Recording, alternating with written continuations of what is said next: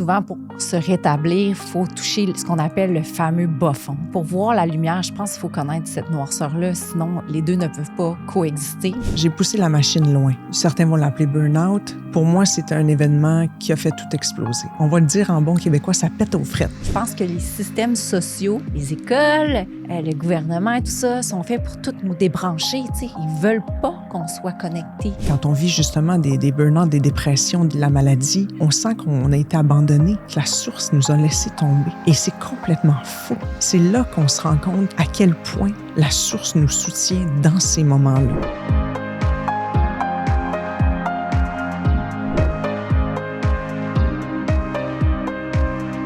Aujourd'hui, on reçoit une femme dont la présence douce et solide est à l'image du chemin qu'elle a parcouru. Annie Langlois, c'est 20 ans d'entrepreneuriat, une pionnière du mieux-être, avec sa plateforme monyogavirtuel.com, des milliers de personnes accompagnées, une expertise fine en yoga et de la respiration consciente. Mais c'est aussi un parcours dans la mode, la beauté et la performance. Une capacité à traverser des zones d'ombre et une grâce lucide. La maternité, les deuils, les douleurs chroniques fréquentes, beaucoup de transformations et surtout de l'expansion. Aujourd'hui, nous allons parler d'identité. Ce qui reste quand on enlève les rôles, les étiquettes, les titres et qu'on se pose simplement la question « Qui suis-je? » Bonjour Annie, Salut. Merci d'avoir accepté notre invitation. C'est toute une entrée, hein? Oui, il y a des mots qui vibrent et il y a des mots qui créent des petites dissonances parce que c'est comme si ils ont comme changé de vibration à travers les années, comme le mot performance, par exemple, qui a créé beaucoup de dommages, d'un autre côté, qui a amené tellement de belles choses. Donc, la vibration des mots, pour moi, c'est tellement important. Donc, on va avoir l'occasion d'en parler, justement. Bien, merci d'avoir fait la route. Je sais que tu es partie de loin ce matin. Puis, on est très heureuse de te recevoir.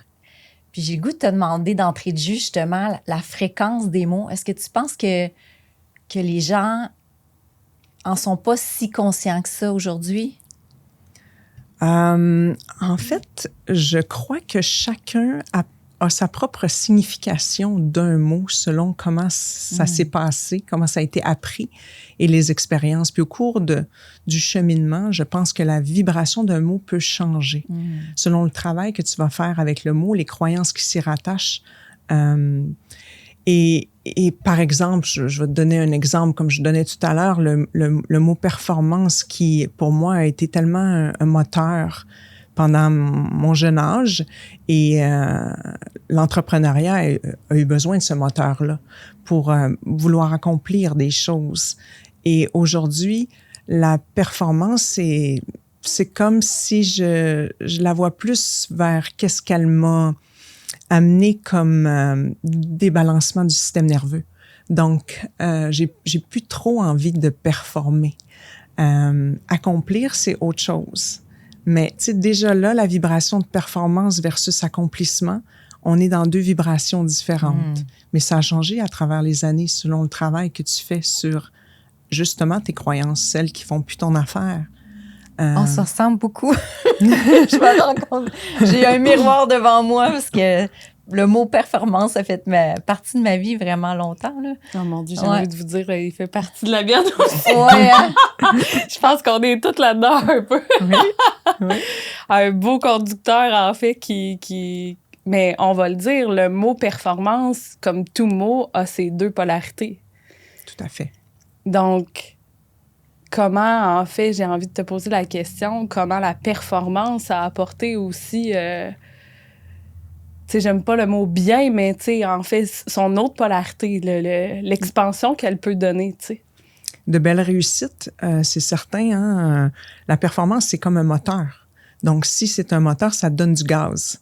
Alors, ça t'amène vers l'action. Maintenant, il y a une différence entre l'action pour accomplir un objectif sans la conscience et de l'amener avec la portion de la conscience. Donc, la performance ne devient plus simplement « je veux arriver du point A au point B ». Le chemin est encore plus important. Comment tu y arrives avec la conscience?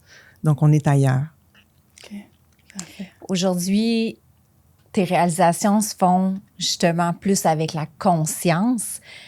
C'est quoi le moteur si la performance n'est plus? Est-ce que tu penses qu'il y a quelque chose de plus grand que toi qui perce le chemin pour ce qui est à être? Ou, ouais, j'ai le goût de t'entendre à ce niveau-là. Là. Un coup qu'on tasse la performance, qu'est-ce qui prend la place? C'est une grande question qui demande, en fait, beaucoup de réflexion. Il y a toute la notion de l'ego. Donc, l'ego qui est toute la notion de la personnalité. Donc, quand on est plus jeune, on a des aspirations, la personnalité se développe. Et je dirais que c'est vraiment ça qui est de l'avant. Elle se forme avec ses mécanismes, hein, ses personnages, ses masques, et tout ça. Et je pense qu'arrivé à la quarantaine, il y a quelque chose qui shift. Il y a quelque chose qui shift. Peut-être il y a un bilan qui se crée préménopause. Tout ça. Il y a comme un bilan sur la première portion de sa vie. Qu'est-ce que ça l'a apporté, tout ça. Puis il y a comme, dans mon cas, j'ai vécu une genre de dissolution de l'ego, j'en ai encore, c'est sûr, comme tout le monde. Mais il y a eu un éclatement. On va le mentionner comme ça. Il y a eu vraiment un éclatement où tout a lâché. Toutes mes structures ont lâché, mon corps a lâché au complet, mes croyances ont lâché. Tout a lâché. Hein. Je me suis retrouvée devant un précipice. Y a-t-il eu un événement déclencheur ou quelque chose en particulier qui a amené vers ça? Je vais dire que c'est un événement divin. On va dire que j'ai poussé la machine. J'ai poussé la machine loin. Donc, certains vont l'appeler burn-out, d'autres vont l'appeler ce qu'ils veulent. Mais pour moi, c'est un événement qui a fait tout exploser. Et c'est une série d'événements, en fait. Tu sais, vivre des deuils, justement, des traumas, de la performance où le système nerveux devient complètement tout le temps dans le fight or flight. Donc, à un moment donné, ça, on va le dire en bon québécois, ça pète aux frettes. Ouais, on adore ça, les expressions québécoises de même. Alors, oui, alors, à ce moment-là, ben, il y a une opportunité qui est là. Différentes choses se présentent quand tout éclate comme ça. Et la plus belle opportunité, c'est de s'arrêter. Puis c'est extrêmement difficile quand on est performant. On dit que la dépression, c'est un deep rest. Dans le fond, deep rest. Fait que c'est ça que le corps a besoin. C'est un peu ça que, j'imagine, t'expérimentais à ce moment-là. Genre, le besoin ultime de repos, de calme et de bienveillance. Oui, tout à fait. Puis ça résonne pour moi parce que même le burn-out, on dit que c'est les semences vont en dormance. Donc, c'est comme si ton être, l'essence de ton être va en dormance pour se protéger. Donc, pour protéger ce que tu es, vraiment. Donc, il y a quelque chose de vraiment spirituel dans toute cette expérience. Et moi, j'ai choisi de le vivre de façon spirituelle, au lieu de le vivre de façon à me plaindre ou penser que pourquoi ça m'arrive à moi, puis... Ou le geler. Ou le geler. Avec des médications, le système de santé est très bon pour ça. Hein? Ben, oui, puis j'ai pas accepté ça. J'ai pas accepté ça. J'avais envie que ça soit vécu en entier. Donc, c'est sûr que ça a tout changé. Ça m'a fait aller à des endroits fascinants. Au niveau des croyances, au niveau de... J'ai fait du ménage, on va dire comme ça. J'ai ramené une certaine pureté. Est-ce que tu as été capable de faire un arrêt complet? Non, jamais complet, mais quasi complet. Mais j'ai toujours été là en partie, je dirais. Mais disons que l'équipe, les gens proches de moi ont joué un rôle extrêmement important dans le maintien de ce qui, je dirais, de mes responsabilités. On va dire ça, qui était plus disponible. Donc, et je les remercie énormément. Hein, c'est tellement pas évident. Donc, ça a bien été de ce côté-là. J'ai eu énormément de support. Mais c'est toujours fragile. Je pense que ça reste fragile. Puis c'est pas une mauvaise chose. Donc, encore une fois, ça, comment tu veux le voir, tu sais. ça reste fragile dans le sens que une fois que tu reviens, tu n'es plus la même. Tu n'es plus la même et tu ne désires pas revenir en arrière. Donc, tu n'as pas envie de faire ce que tu faisais avant. Parce que de toute façon, c'est comme si ton codage n'est plus le même. Tu n'as plus les mêmes codes. Donc, tu ne fonctionnes plus de la même façon. Il y a même, et on le sent dans l'entourage même qui te fréquente a l'impression de fréquenter quelqu'un d'autre. Et bon, ça fait l'affaire de certains, d'autres non. Puis c'est pas grave. Annie, c'est quoi les grands cadeaux qui étaient derrière ça? Justement, les petites semences là, qui étaient en dormance. Là. Qu'est-ce qui a poussé après tout ça? Et là, on va rentrer dans des sujets que les gens ont le choix de prendre ou de laisser ou de mettre de côté. Mais j'ai compris que nous ne sommes pas seulement un être humain. Donc, j'ai compris que nous sommes, justement, ces semences sont divines. Donc, nous sommes un être divin dans un corps humain. Donc, et qu'on a choisi cette incarnation-là pour évoluer.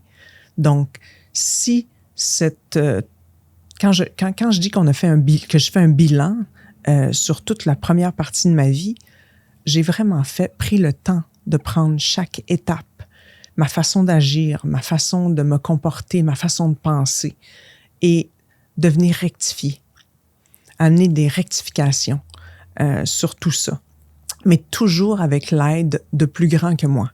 Donc, voulant nourrir la partie à l'intérieur de moi, l'essence pure, ce germe divin qui a été déposé lorsque mon âme a été créée. Donc, il n'y a plus rien qui est pareil. C'est comme si on a changé mes lentilles. Donc, ma perception de la vie n'est plus la même, puis elle ne sera plus jamais la même. Donc, on fonctionne beaucoup de façon fragmentée. L'âme fonctionne, l'esprit, on ne sait pas trop c'est quoi, et le corps qui est supposé de répondre automatiquement à ce qu'on lui demande, ça ne fonctionne pas comme ça. C'est complètement fragmenté. Donc, j'ai vraiment voulu, à la suite de ce qui s'est passé, réunifier toutes ces parties de l'être. Et la plus grande partie à réunifier pour moi était le fait que nous sommes constamment connectés à la source. Donc, on est unis et non pas séparés. Donc, dans des grands tourments, quand on vit justement des burn-out, des dépressions, de la maladie, on sent qu'on a été abandonné, qu'on nous a laissé tomber, que la source nous a laissé tomber. Et c'est complètement faux. C'est là qu'on se rend compte à quel point la source nous soutient dans ces moments-là et qu'elle nous fait passer par là pour nous amener dans l'échelle de l'évolution sur une autre marche. Ouais. Donc, ça a tout changé. Ouais. Comment t'exprimerais à quelqu'un, en fait, qui t'entend puis qui dit ouais, mais la source puis le divin, comment je peux le voir, tu sais, puis le... Parce que, tu sais, souvent, les gens, quand ils vont vivre une dépression comme ça, ils vont s'attendre à quelque chose de tangible, tu sais, à quelque chose qu'ils vont traverser ou peu importe. Mais comment toi, tu l'exprimerais à quelqu'un qui serait dans une étape comme ça dans sa vie, puis que tu lui dis, ben le divin, la source va... Tu sais, sûrement, on dit souvent, ben il va te trouver, mais dans ta manière, comment tu l'exprimerais? La foi. La foi. Ce n'est pas parce que l'invisible, tout ce qui est invisible en l'énergie est invisible. L'air qu'on respire est invisible. L'intangible, ça ne veut pas dire qu'il n'existe pas. Puis quand on se retrouve aussi bas, en fait, c'est quasiment souhaitable. C'est grave ce que je dis là. Mais si j'avais pas rencontré le fond du baril, comment j'aurais pu remonter? Comment j'aurais pu comprendre comment remonter? Donc, dans certains cas, je dirais c'est souhaitable. Quand la coquille est tellement, tellement rigide, donc on n'arrive pas à toucher à l'essence. C'est trop protégé, c'est barricadé. Donc, quand on arrive au fond, puis quand je parlais de précipice tout à l'heure, précipice ou même trou noir, on va dire ça comme ça, parce que les deux, je les ai rencontrés. Il n'y a personne qui peut venir avec moi. Personne de tangible. Donc, vers qui je vais? Je vais me retourner vers plus grand que moi. Qui a créé mon âme?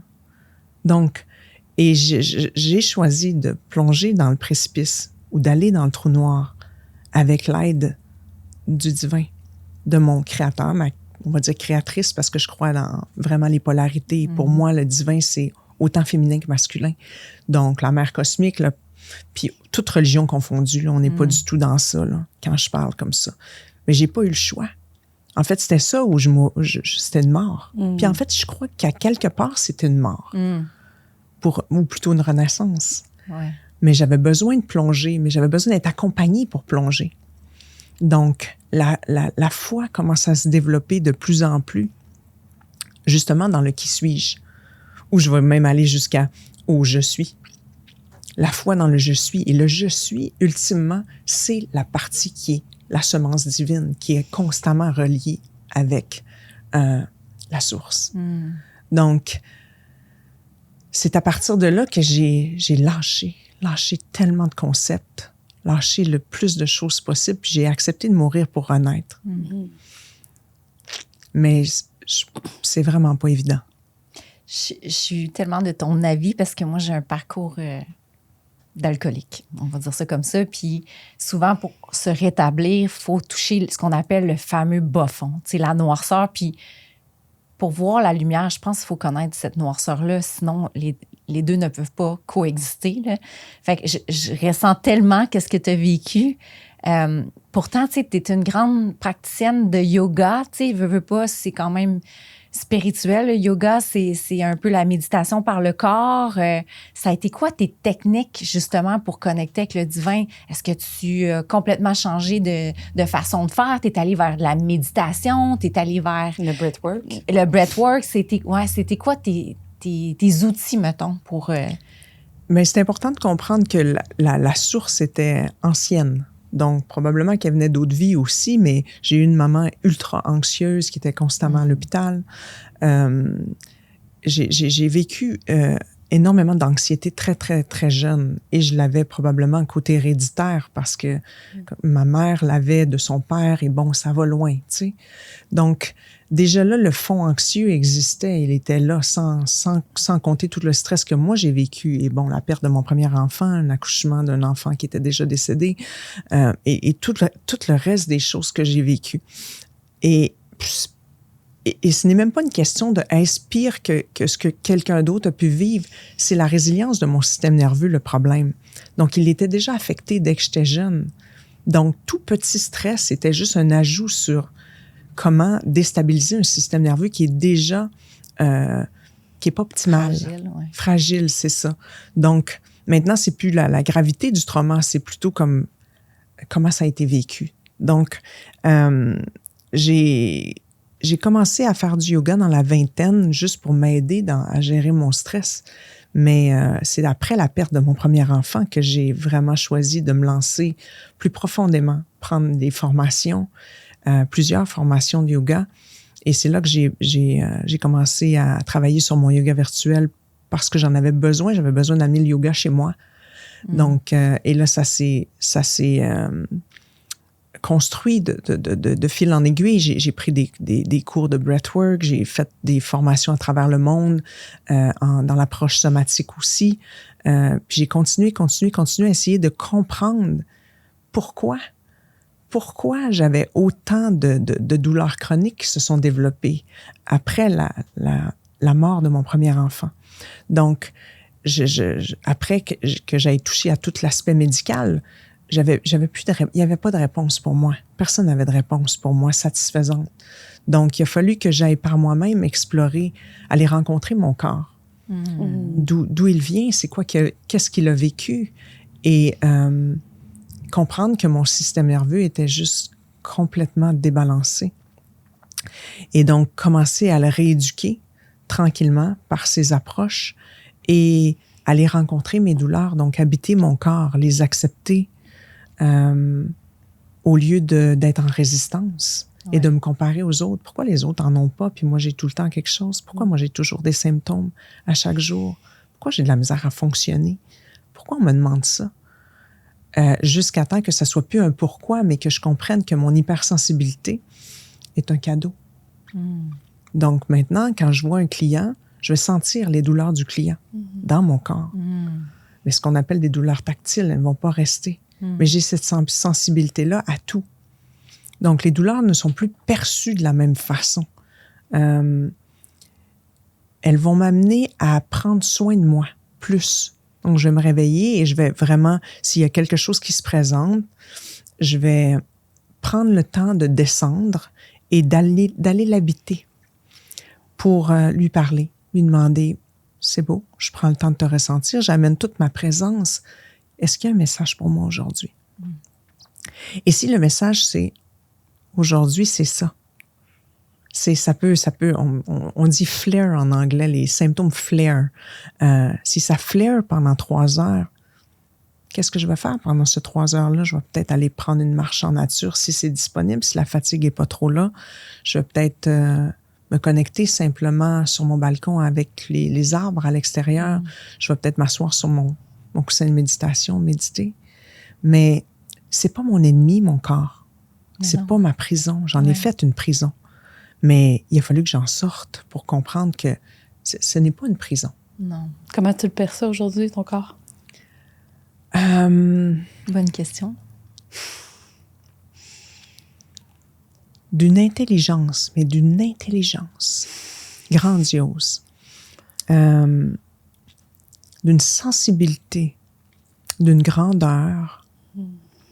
Lorsqu'il est connecté avec l'âme et l'esprit, lorsqu'on permet à la lumière de l'habiter,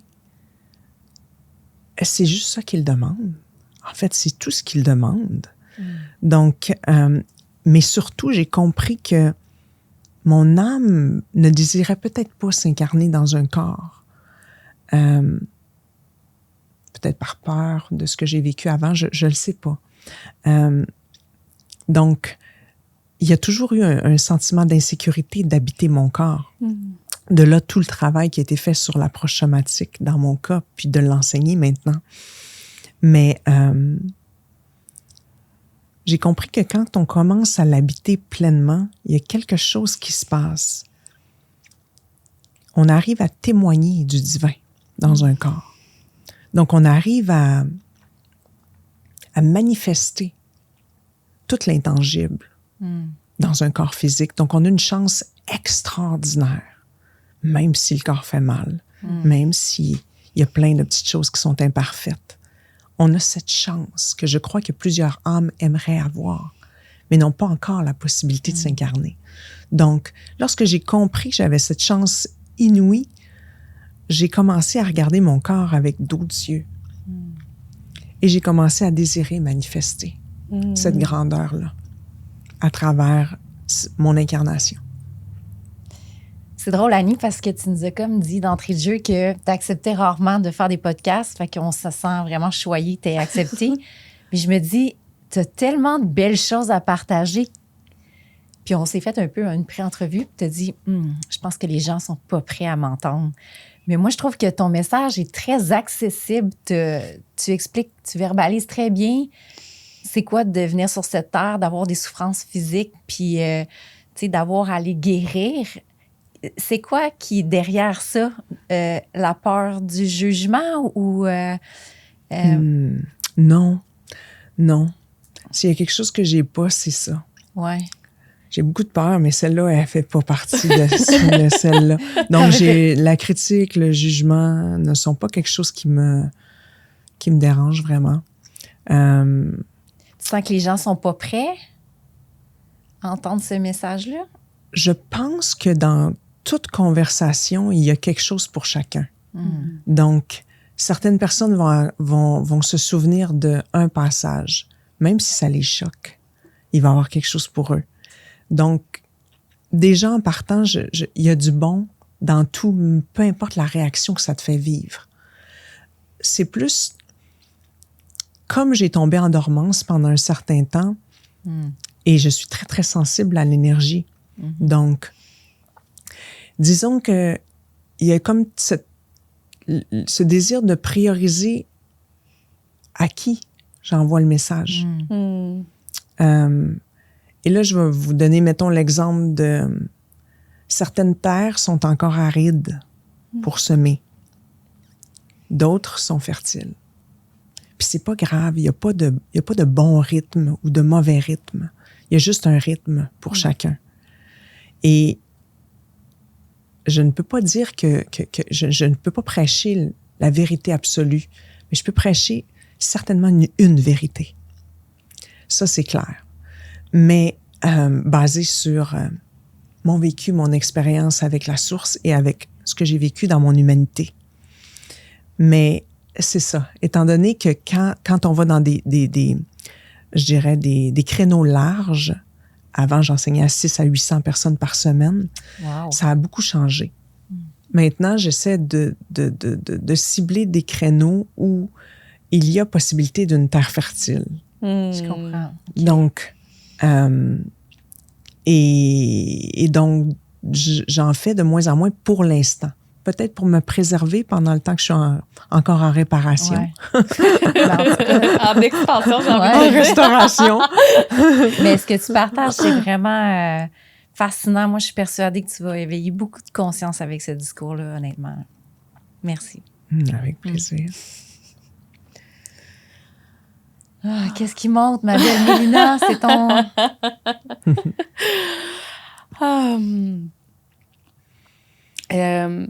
Au début, tu as mentionné ce que je veux fermer les yeux, mais au début, tu as mentionné cet effet de quand il y a eu la dépression, il y a eu le burn-out ou peu importe comment on veut le nommer. Tu as dit cette notion de pureté qui est en fait qui est arrivée. Puis aussi, on a parlé aussi du sens de la responsabilité. Fait que j'ai envie d'aller en fait dans ce sens-là de pureté, de comment tu perçois en fait cette pureté-là interne, mais aussi de renvoyer au sens de la responsabilité de la vie qu'on a présentement. C'est une magnifique question. Donc, dans ma croyance, dans ma vérité, lorsque l'âme est créée, elle est pure. Et elle fait son chemin à travers les incarnations, à travers peu importe ce qu'elle a à vivre dans son évolution. Donc, elle va vivre la dualité. Donc, elle va ramasser du bagage, qu'on va dire des impuretés. Bon, il y a du bagage positif, mais il y a du bagage aussi... on commet des fautes, hein? C'est clair. Et on ramasse. On ramasse, on va dire de la pollution. On va dire ça comme ça. Puis c'est normal. C'est ça, la dualité, le monde de la dualité. Donc, à travers tout ce chemin-là, à un moment donné, comme je parlais d'arriver au fond du baril, à un moment donné, il y a ce grand désir du chemin du retour. Donc, de revenir à cette pureté. Donc, c'est comme si l'expérimentation, c'est comme si en toi, tu as l'impression d'en avoir fait pas mal. Puis, il y a quelque chose qui déclenche, je suis prête à faire le chemin du retour. Le retour à la source. Et donc, le retour à l'unité. Donc, sortir de la dualité, tranquillement. Et à travers ce chemin, il y a toute la notion de l'alchimie. Donc, amener, tantôt je parlais de rectifier, je parlais de l'ego, je parlais de la personnalité et je parlais de l'essence. Revenir à l'essence pure, c'est de commencer à amener de la conscience sur les pensées, les croyances, les paroles, les comportements. Donc, on devient notre plus grand travail. C'est au quotidien, constamment, on est en travail. Donc, si tu me demandes c'est quoi ma job, ma première job, c'est d'amener de la conscience sur à peu près tout. Donc, et à travers ce chemin de conscience-là, je rectifie. Donc, si je lance une parole qui, maintenant, on dirait que ça accroche en dedans quand ce n'est plus ce que j'ai envie de nourrir. Donc, si j'ai une pensée qui vient dans ma tête et ce n'est plus ça non plus, donc je vais corriger, je vais rectifier tout de suite. Je vais rectifier mes paroles, je vais rectifier mes comportements. Donc, en rectifiant, il y a une transformation qui s'opère. Et des fois, il faut rectifier plus qu'une fois. Hein. Des fois, c'est 12 fois, 20 fois avant que vraiment le comportement change. Et la pensée racine aussi change. Donc, c'est un énorme travail, mais il y a quelque chose qui se passe en dedans de toi. Pendant ce temps-là, il y a une purification qui se fait, qui se crée. Et plus tu te connectes dans ta verticalité avec la source, plus il y a un nettoyage qui se produit, plus la source t'habite. Donc, on pourrait visualiser ça comme une flamme qui va transmuter justement la pollution, justement le stock qui a besoin d'être épuré. Donc, et c'est ça l'alchimie, mais c'est pas toujours agréable. Et ça passe aussi, dans certains cas, par des douleurs ou des inconforts. Donc, dans la pleine acceptation que tu n'es pas en train seulement de transformer ton esprit et de purifier ton esprit, mais ton corps aussi se purifie à mesure. Donc, ton corps change. Il vit cette alchimie. Il revient lui aussi vers la pureté.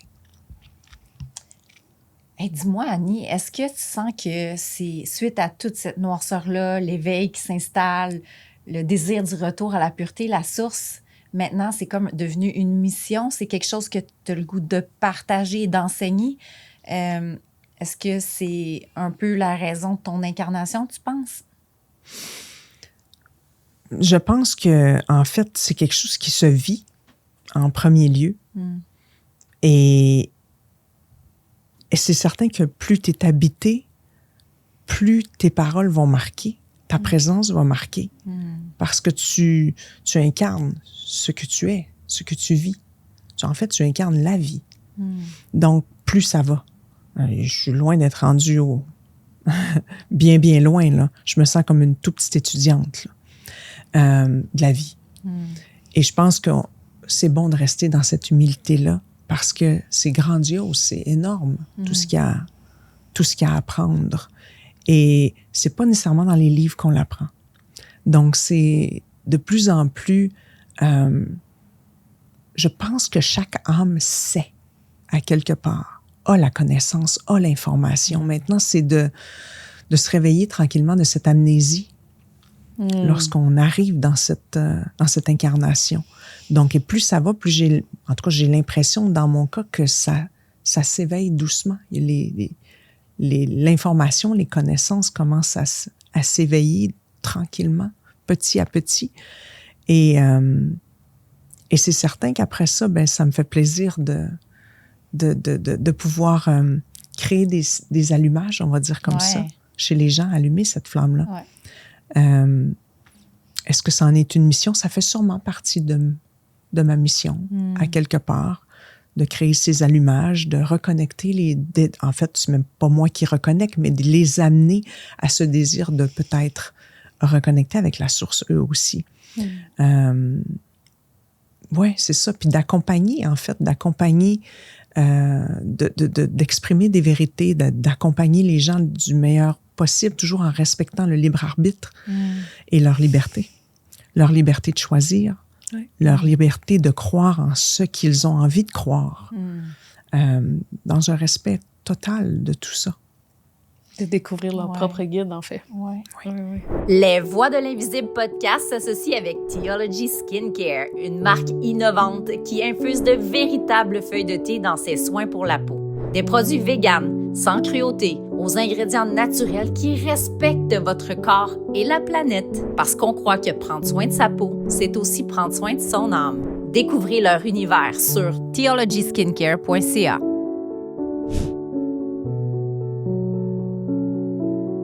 Ce que j'entends, c'est que oui, c'est ta mission, mais tu le fais pas dans le faire, tu le fais plus dans l'être. Puis ça, c'est comme une résonance autour de toi, puis ça touche qui veut bien l'entendre. C'est un peu ça. Oui, parce que longtemps, il y a eu un bon moment où je voulais tellement amener les gens avec moi. Je voulais toutes les prendre, puis les amener. Puis, pour me rendre compte que j'étais pleine de trous, on va dire comme ça, de trous énergétiques. Parce que tu peux pas faire ça. Ça va à l'encontre des lois. Et pas les lois d'ici, les lois d'en haut. On peut pas faire ça. Même si l'intention était... À quelque part, il y avait quelque chose de beau dans cette intention-là, puis en même temps, il y avait une portion d'ego. Donc, ça m'amenait quelque chose, de vouloir amener tout le monde. Donc, purifier l'intention. Toujours aller purifier l'intention du pourquoi on le fait. Je pense que c'est hyper important. puis de revenir toujours à quelle est l'intention première. Puis c'est pour ça qu'au début, quand j'ai commencé sur le chemin, je me demandais toujours, chaque décision ou chaque chose que j'entreprenais, pourquoi tu le fais? Pour qui? Ça sert quoi en toi? Dans quelle énergie tu le fais? Donc, et souvent, vous allez vous rendre compte que c'est l'ego qui ramasse. J'ai le goût de te demander, c'est quoi pour toi l'ego? Qu'est-ce que la définition pour Annie de l'ego? C'est pas négatif, ça c'est sûr. C'est pas négatif. Je pense que c'est entre autres, en fait, c'est tout un système de mécanismes de protection, de formation de la personnalité, des structures, des schémas, des façons de nous garder dans une place safe, on va dire, selon des barèmes qui sont différents d'une personne à l'autre. C'est comme un manteau. Avec ben du poêle. Des paillettes, des fois. Oui. Avec beaucoup de couleurs, mais beaucoup d'illusions aussi. Oui. Donc, mais ça sert. Ouais. Mais maintenant, encore une fois, c'est comment je pourrais l'amener maintenant, parce qu'on veut pas, c'est pas le détruire, l'objectif, mais comment je peux le mettre au service de l'âme. Et déjà là, sans comprendre nécessairement avec le mental ce que ça veut dire, il y a quelque chose qui vibre en dedans. Et de plus en plus, je me rends compte que les enseignements, de ce type d'enseignement ne s'adressent pas au mental. Donc, qu'est-ce qui vibre en dedans, puis qu'est-ce qui accroche? Puis est-ce que tu as envie d'aller voir ce qui vibre, puis qu'est-ce qui accroche? Donc, je ne m'adresse pas à ton mental, jamais. C'est pas le mental qui m'intéresse. De toute façon, le mental est limité. Donc, tu sais, quand on dit que l'âme sait, mais l'âme sait ce que le mental ne sait pas. Oui, puis souvent, on n'écoute pas, nous aussi. Exactement. Donc, oui. Puis, j'entends beaucoup de douceur, en fait. Il y a une expansion, mais une expansion aussi. J'entends beaucoup d'amour, j'entends beaucoup de douceur. Puis, en fait, j'aimerais t'entendre sur comment tu vis cette douceur-là. Puis, en fait, est-ce que, pour toi, l'âme doit nécessairement passer absolument par la noirceur, ou après ça aussi, il y a une expansion qui se fait tellement grande, en fait, dans une contraction et une expansion à la fois dans la douceur et dans l'amour? Je pense que le travail au noir est nécessaire. Je l'appelle comme ça. Et en anglais, on dit... Oui. The black market. Non, en anglais, en fait, on entend c'est de la contrebande. Ouais, c'est aussi complexe. Oui. Non, mais c'est vrai. Moi, je crois à ça aussi. Mais on entend souvent The Dark Night of the Soul. Oui, ouais. of course. Donc, qui est, en tout cas, qui était aidant. On va dire ça comme ça, dans le processus alchimique. Oui. Ouais. Donc, descendre dans les profondeurs, dans les ténèbres, et tu avais tout à fait raison tout à l'heure, je suis de ton avis que l'ombre et la lumière coexistent et viennent toutes les deux du divin. Ouais. Donc, pour moi, c'est comme les deux coexistent. Sans goûter à l'ombre, on dirait qu'on n'arrive pas à complètement saisir ce qu'est la lumière. Et le travail au noir et l'œuvre, on va dire l'œuvre au noir. L'œuvre au noir. est... Non, mais le travail au noir, on peut pas l'oublier, c'est marquant. Là, Oui, mais ça laisse une empreinte. L'œuvre au noir est magnifique aussi parce qu'on a tout ce sens de créativité qu'on oublie si rapidement. Ouais. Pourtant, le champ créatif est comme la plus belle des choses. Et j'adore que tu apportes la notion d'œuvre à travers la noirceur. C'est magnifique. Tout à fait. Je pense qu'on doit descendre. On doit obligatoirement descendre à un moment donné. Et en descendant, il y a tout l'aspect de nettoyage, purification, comme on parlait tout à l'heure, venir alchimiser cette ombre pour ultimement lui amener de l'amour et la lumière, pour que la lumière puisse descendre. Mais la lumière ne peut pas descendre quand c'est plein. Donc, il faut vider pour remplir. Alors, c'est nécessaire. Il faut descendre. On doit descendre pour remonter. De même que tout le principe dans le cheminement du retour de l'échelle. Donc, il y a des jours où on a l'impression qu'on régresse. On vient de descendre de 3-4 marches. Puis on dit, mais voyons, ça n'a pas de bon sens. J'allais... Il me semble que ça allait bien, mon affaire. J'avais tellement de compréhension, de choses qui... Oui, mais il faut que tu descendes. Tu dois descendre. Et là, c'est le principe du corbeau et de la colombe. Le corbeau, on dit qu'il était une colombe avant et qu'il a été transformé en noir. Bon, il y a toute une histoire, là, mais pour descendre, pour t'amener à descendre. Mais tu remontes avec la colombe. Donc, tu remontes avec le blanc, avec avec la lumière. Puis tu vas redescendre encore, mais tu vas remonter plus haut. Donc, c'est comme un cheminement qui est nécessaire. Puis moi, je passe par là, mais chaque semaine. À chaque semaine, je descends puis je remonte. Je descends puis je remonte. Chaque journée m'apporte la matière parfaite pour faire le travail que j'ai à faire sur moi. Donc, c'est d'une perfection, la vie, mais d'une perfection. Et l'amour, en fait, rentre encore plus. Comment tu le vis, en fait? C'est cet amour-là qui grandit. Bon. Là, tu veux ouvrir le sujet de l'amour. Oui, je veux l'ouvrir. Alors, on va l'ouvrir. C'est un grand sujet. Ça se fait qu'il choque un petit peu des gens. C'est correct, il n'y a pas de problème. Donc, l'amour, le principe, tu sais, puis là, je peux aller avec peut-être des sujets que les gens vont peut-être plus saisir immédiatement, mais par exemple, en bioénergie, le cœur est au centre et il est protégé par plein de couches. Donc, la structure émotionnelle, la structure musculaire, donc et l'ego. Donc, il est barricadé de couches. OK? Donc, il est au centre. Le cœur est protégé. Fait que, on se rend compte qu'il y a de la job à faire pour créer le chemin pour atteindre le cœur. Donc, le cœur, l'amour qu'on se dit sentir est de l'amour humain. Qu'est-ce que l'amour humain? Pour moi, c'est de l'amour conditionnel. Donc, pour toi, la définition de l'amour, selon ce que tu as vécu quand tu étais plus petite, et souvent par les caretakers, donc les gens qui ont pris soin de toi, les parents ou autres, c'est la première façon que tu as appris c'est quoi l'amour. Qu'est-ce que je dois faire pour la recevoir et comment je dois la donner. Fait que déjà là, c'est erroné. Donc, l'amour, c'est pas ça. C'est de l'amour humain conditionnel. Donc, dans le travail du chemin du retour, il y a tout ce chemin-là à faire.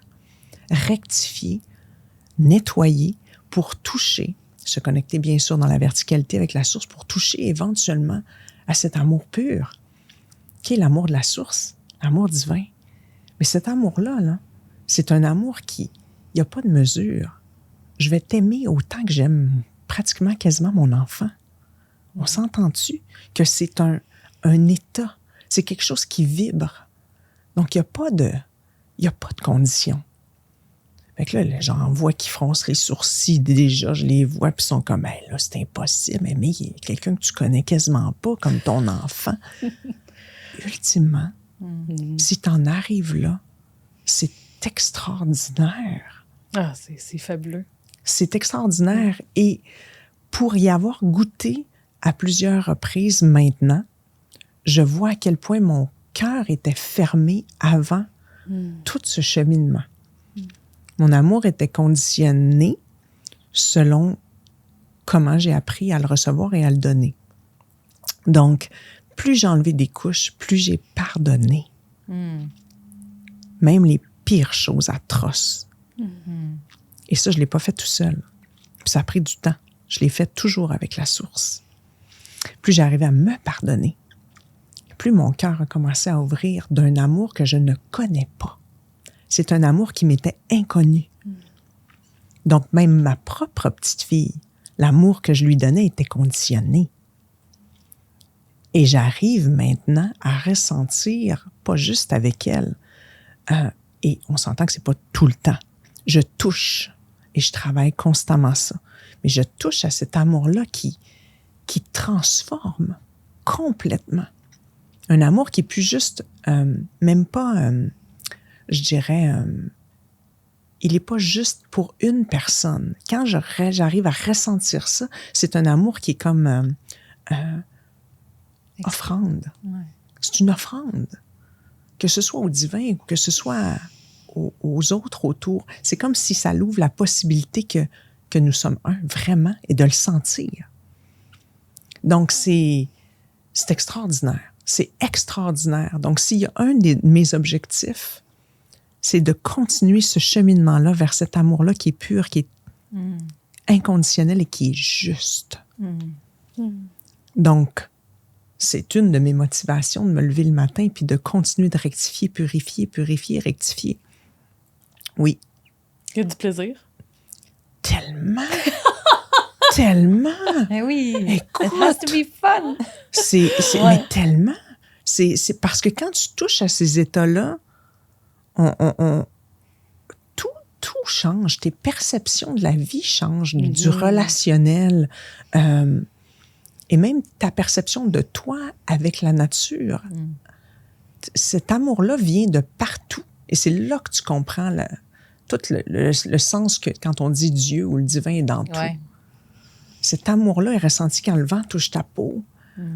C'est fou quand tu marches sur la terre, quand tu sens toutes les feuilles qui bougent, la beauté.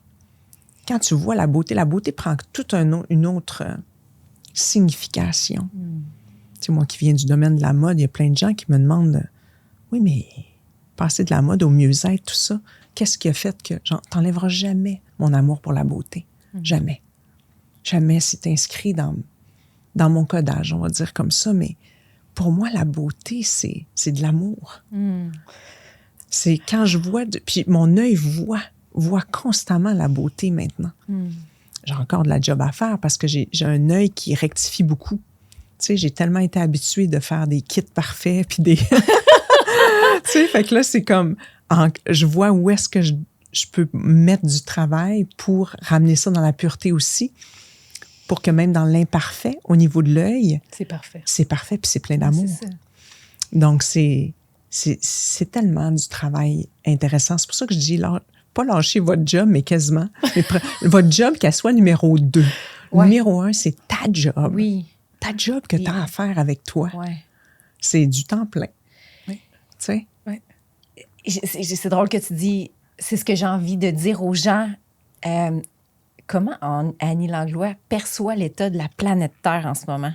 Tu sais, on sait que la planète est consciente, c'est une unité vivante en tant que telle, puis nous, sûrement qu'on est juste une cellule dans tout ça.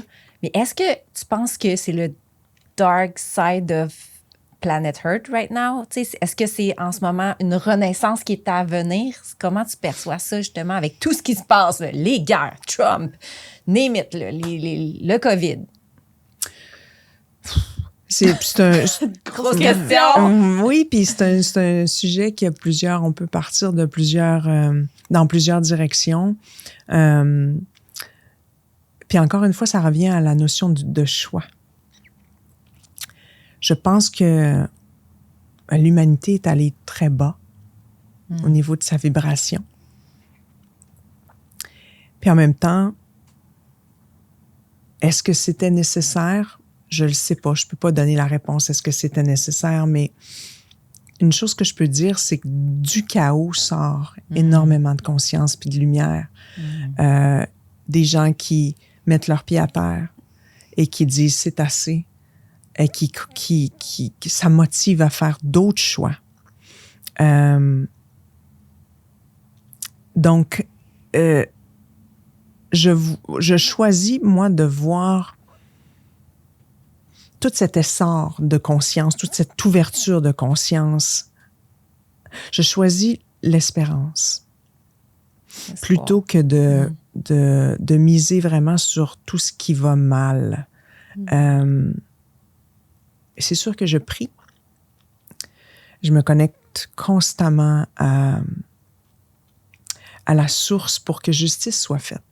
La justice d'en haut, bien sûr. Et pour que la terre soit délivrée. Mais j'ai de l'espérance, moi, dans mon cœur. Je pense que ça commence par des petits choix, des grands choix, des petits choix qui font des grands choix, mais ça commence pour moi en me levant du lit le matin, à quoi je me branche. Ça commence par le travail que tu fais sur toi. Tu peux faire la différence par le travail que tu fais sur ta propre personne. Tellement. Pensée, parole, action. Ça fait une grande différence sur le monde. Donc, c'est ce que je choisis de nourrir personnellement. Puis, dans la gestion de conflits, j'ai comme des allergies, je m'excuse, je préconise aussi le pardon. Je sais que c'est pas une démarche qui est facile pour tous, ni pour moi. Elle n'est pas plus facile pour moi. Mais je me dépose dans le comment. En fait, je demande souvent à la source, aide-moi à pardonner comme tu pardonnes. Puis même si je ne sais pas comment, je continue de demander, aide-moi à pardonner comme tu pardonnes. Puis je me sens concernée parce que je sais que j'ai une partie à jouer là-dedans, puis j'ai pas toujours été parfaite. Puis j'en ai commis des erreurs, des fautes. Donc, je me sens concernée, même quand je vois des atrocités. Je me sens pas à part. Donc, cette notion de pardon-là commence par soi. Alors, je pense que c'est toute une façon d'aborder, prendre responsabilité, s'engager vers soi, s'engager vers la collectivité.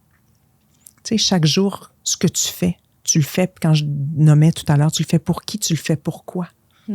Si la réponse, c'est pour devenir ci, devenir ça, faire ci, faire ça pour ton ego, il y a un problème. Mais ultimement, ça doit toujours être tourné vers la grande cause, le grand œuvre, la collectivité. C'est puissant, le pardon, effectivement. Tu sais, souvent, on va détester, on va haïr, puis on a l'impression qu'on atteint l'autre avec notre haine. Et dans le fond, c'est juste à nous qu'on fait du mal. Fait que le pardon, c'est comme une grande délivrance qu'on se fait à soi-même. Est-ce que tu es d'accord un peu avec ça? Ou C'est nécessaire, mais c'est tellement pas si évident que ça. Et c'est pour ça qu'il y a beaucoup de mes clients en individuel, en accompagnement, qui me disent toujours « mais comment? Le comment revient énormément. Puis je n'ai pas les réponses nécessairement au comment. Parce que quand tu construis ta foi, quand tu bâtis ta foi de jour en jour, quand tu te connectes dans ta verticalité à la source, à la grandeur de ce que tu es, tu ne travailles plus jamais seul. Donc, le comment n'a plus d'importance parce que tu le sais que tu es soutenu. Est-ce que tu désires réellement le pardon? Puis on n'ose pas poser les questions, c'est ça. On est tellement à pas oser poser les questions en haut, à la source, au créateur, à ton corps. Ton corps est un champ d'information. On prend pas la peine de poser la question. Fait que je trouve ça magnifique que tu apportes cette notion-là, en fait, de que tu aurais pu partager ta manière de faire le pardon, mais tu le renvoyais à la source, en fait, que chacun va avoir notre manière de pardonner puis de trouver nos réponses. J'ai trouvé ça magnifique que tu dises de la manière que tu l'as verbalisé. C'est correct. Dans le fond, le pardon, justement, c'est tellement pas quelque chose d'humain qu'on va le confier. Hey, fais-le. Fais-le toi.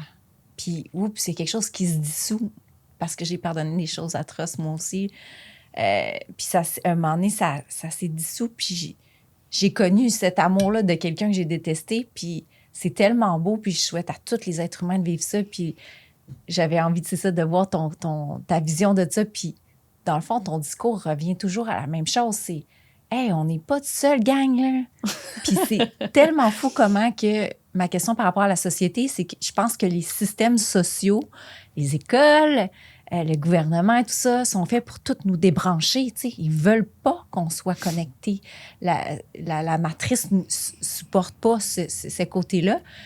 Puis c'est vraiment un cadeau que tu nous fais de venir justement permettre à quelqu'un qui écoute de dire « Ah, wow, OK, ça existe, tu sais. C'est quelque chose qui est possible. » Puis tu l'incarnes vraiment bien. Dans nos entrevues, on demande toujours la question à nos invités « Qu'est-ce que ça veut dire le mot Dieu? » Là, tu en as parlé beaucoup, mais tu sais, il crunch là, un petit peu. Tu parles beaucoup de la source parce qu'on dirait que c'est plus sociablement accepté. Dieu, il est plus dur à passer. Oui. dans les oreilles, mettons, des Mais gens. c'est normal. Ouais. Puis moi aussi, chez moi aussi, il a fallu que je descende aller faire ce travail-là. Il a fallu que j'aille tout... on est né, la majorité des gens ici, en tout cas la plupart, il y en a beaucoup qui sont catholiques. On est né dans, mais non pratiquants ou pratiquants et autres. Hein. J'ai habité 5 ans à Bali où c'était l'hindouisme. J'ai quand même touché à plusieurs religions, je dirais. Puis j'ai trouvé du beau dans tout. Mais il y a quand même une notion collective je dirais qu'il y a une vibration dans le collectif, puis là, je vais parler du catholicisme, là, qui est lourd. Ouais. Qui est lourd, qui est punitive, qui est pas si évidente que ça. Et pour moi, il a fallu que j'aille nettoyer et me rebrancher vraiment à la vibration. Même au niveau des Écritures saintes, il a fallu que j'aille me brancher à, non pas ce qui est écrit, non pas les mots, mais ce que c'était réellement, la vibration derrière tout ça. Et ça a été extraordinaire, dans mon cas, extraordinaire. Et pour moi, les religions ont tous un but quelque part commun, un dénominateur commun, étant qu'on vient de plus grand. On est tous d'accord avec ça, du créateur, créatrice, on va le dire comme ça. Mais il y a tellement eu de doctrines et de limitations graves. Et il y a eu beaucoup de misunderstanding, je pense. En tout cas, dans mon cas, ça a été important que j'aille faire le ménage et que j'aille me brancher vraiment à qu'est-ce que c'est pour moi. Pour me rendre compte que Dieu est universel. Il n'y a pas de préférence d'une religion ou d'un autre Dieu est universel, est une grande force universelle de création. Et il est dans tout, son essence, son germe est partout, dans tout. Donc, et ça a été beau pour moi d'aller assumer, le travail de vraiment d'aller assumer que je suis sa fille. Wow. C'est extraordinaire. Et que vous êtes les filles.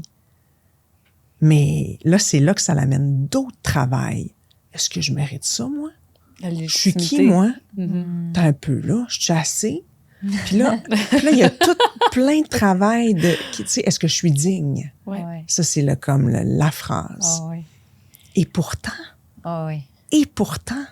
le germe est déposé en chacun. Vous la sentez, la vie en vous. Mais cette vie-là, c'est Dieu.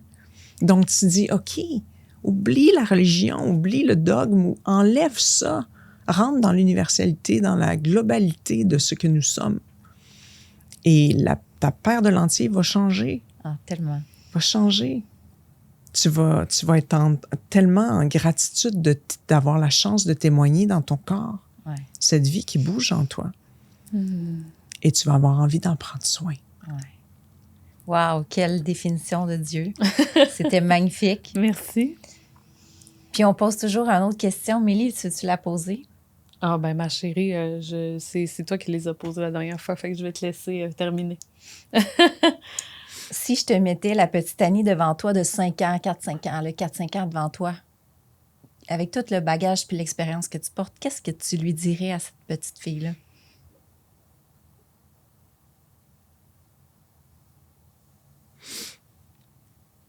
Trust the process. Trust the process. Tu es accompagné. Tu ne seras jamais seul. Tu es aimé. Tu n'as pas besoin de faire quoi que ce soit pour cet amour-là. Tu es aimé inconditionnellement de la source. Pas besoin de rien faire. Pas besoin d'accomplir quoi que ce soit. Tu es aimé. Trust the process. Wow. Notre entrevue tire à sa fin. Je te laisse un petit peu le mot de la fin, nous dire quelque chose peut-être que tu n'as pas eu le temps de nous partager. Puis ça passe vite, hein? 60 minutes. Puis aussi, peut-être, si les gens ils ont eu un coup de cœur pour toi, où est-ce qu'ils peuvent te trouver, site web, Patente Chouette, ce qui te vient, ou tout simplement... Prenez ce qui fait votre affaire dans ce qui a été dit. Et essayez, je répète encore, de ne pas percevoir ces mots avec le mental, mais avec l'âme. Tout est parfait, le rythme est bon. On ne demande pas qui que ce soit d'accord avec quoi que ce soit. Mais allez vous rencontrer. Allez vous habiter. Allez vous rencontrer. Et vous allez avoir des surprises parce que l'essence n'est pas la personnalité. Donc, derrière la personnalité puis les couches, on rencontre un être extraordinaire qui est lié aux autres d'une façon qu'on n'aurait jamais imaginée. Et c'est tellement beau. Le chemin du retour n'est pas facile. C'est pas un chemin qui est facile, mais c'est un chemin qui est nécessaire. Je sais pas quand. Ça va se produire à un moment donné, mais la beauté là-dedans, c'est que je crois bien sûr en la vie éternelle. Et donc, il n'y a pas de presse. Il n'y a pas de presse dans le travail. Un jour à la fois, une vie à la fois. Même, je vais y aller comme ça, vraiment. Une vie à la fois. Oui. C'est pas mal ça. Puis pour me trouver, ben en fait, on a notre plateforme, monyogavirtuel.com, qui est vraiment, vraiment agréable pour les gens qui cherchent à connecter avec la communauté. Une centaine de professeurs dans le mieux-être. 600 vidéos, des nouveautés chaque semaine. Maintenant, on incorpore même des programmes personnalisés, là, thématiques. Mon site annielanglois.com ou essencedusouffle.com qui a plus tous les aspects de la respiration, mais qui a aussi dans la section événements mon accompagnement personnalisé, puis des petites classes que je donne des fois à des plus petits groupes sur la conscience et la conscience corporelle, spirituelle. Des petites choses là-dedans intéressantes à aller visiter. Merci, Annie. Merci à vous.